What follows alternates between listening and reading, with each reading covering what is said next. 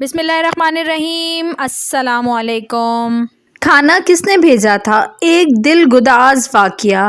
امام قرطبہ رحمۃ اللہ علیہ فرماتے ہیں کہ قبیلہ اشعرین کے لوگ جب ہجرت کر کے مدینہ منورہ پہنچے تو ان کا تمام سامان جو کھانے پینے کا تھا ختم ہو چکا تھا۔ چنانچہ انہوں نے اپنا ایک آدمی رسول پاک صلی اللہ علیہ وآلہ وسلم کی خدمت میں بھیجا کہ ہمارے کھانے پینے کا کوئی انتظام کیا جائے۔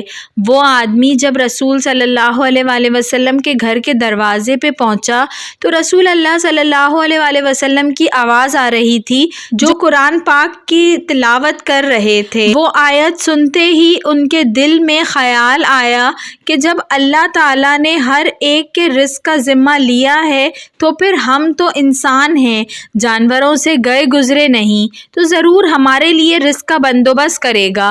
وہ وہیں سے واپس آ گیا اور رسول اللہ صلی اللہ علیہ وآلہ وسلم کو کچھ نہیں بتایا۔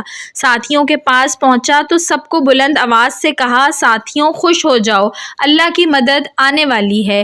وہ سمجھے کہ یہ بندہ چونکہ رسول اللہ کے پاس عرض کرنے گیا تھا اس لیے رسول اللہ نے کھانا بھیجنے کا وعدہ کر لیا ہوگا، لیکن وہ خوشی خوشی اپنے کاموں میں لگ گئے اور مطمئن ہو گئے۔ تھوڑی ہی دیر گزری تھی کہ دو بندے ایک بڑا سا برتن لے کر آئے جو گوشت اور روٹیوں سے بھرا ہوا تھا۔